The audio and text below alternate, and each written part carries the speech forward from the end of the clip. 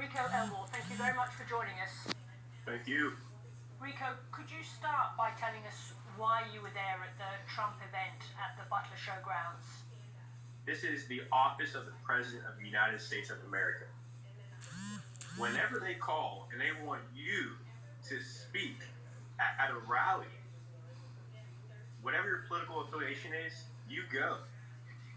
Because that is a once in a lifetime chance. Now, me as the vice chairman of the Beaver County Republican Committee, to have the honor to go to a Trump rally and speak, it's unfathomable.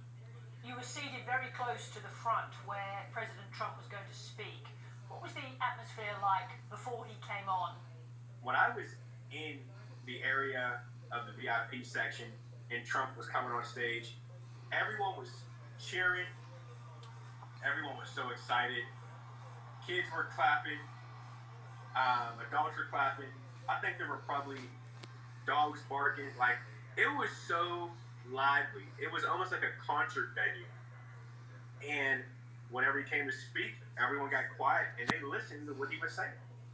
Now, everything was normal for the first 5 or 6 minutes into Donald Trump's speech. Then you heard a popping sound. Right after the first sound of the gunshot, everybody had turned and everyone's looking.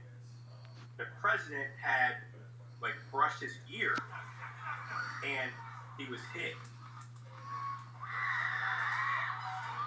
That's when Secret Service had jumped up on the stage to shield the president. This all happened so fast.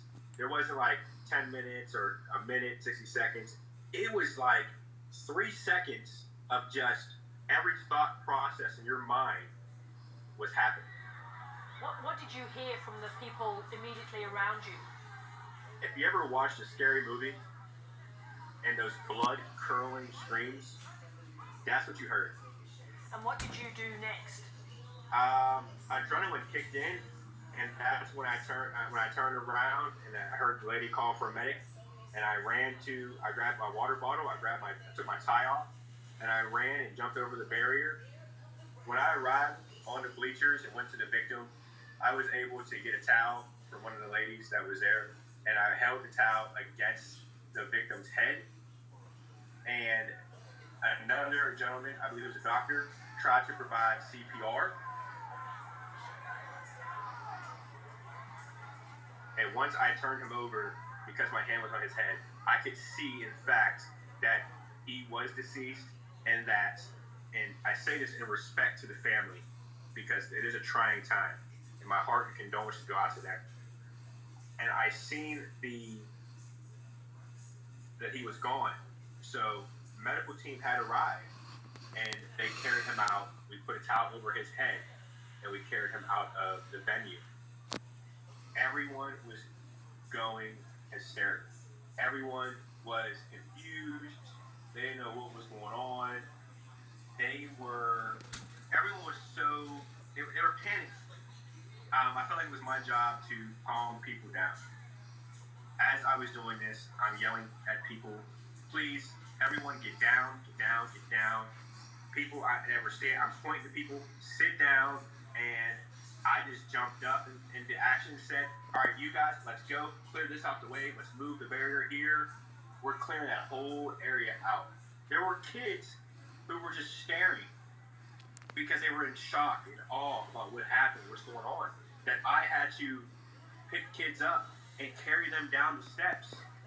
And their parents, me and other people, we picked up grown adults, put them on our shoulders, and carried them down the bleachers because they were just in shock. Now we know a little bit about the shooter. He's a young man from Pennsylvania. How do you feel about the fact that this was essentially someone from your own community who did this? I'm heartbroken for the family. Not only was one family destroyed, but now 2 families are destroyed. And how many people does that touch outside of the family? Aunts, uncles, brothers, sisters, nephews, cousins, teachers, friends. What is the ramifications and long-lasting effects of this situation? And looking forward now, do you think that this event makes former President Trump unbeatable. He pumped his fist in the air. It was a very defiant gesture. I will tell you that no man is unbeatable. The only one who is unbeatable is Jesus Christ. That is it.